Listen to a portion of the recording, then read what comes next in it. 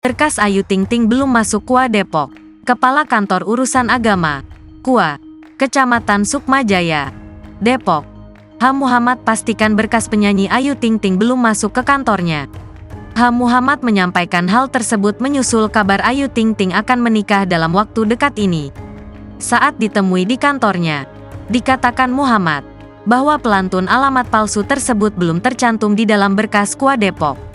Pengakuan itu dikatakan Muhammad, dikutip dalam YouTube Intens Investigasi, Selasa, tanggal 6 Februari tahun 2024. Untuk berkas pernikahan Ayu Ting Ting sampai saat ini belum masuk, ujar Muhammad. Jika berkas ibu satu anak telah mengurus berkas pernikahannya, pastinya dokumen-dokumen penting itu sudah terletak di meja Muhammad. Kalau misalnya ada pasti sudah ada di meja saya, sambungnya. Lebih lanjut, Muhammad pun kemudian menjelaskan alur-alur terkait berkas proses calon pengantin yang berdomisili di wilayahnya.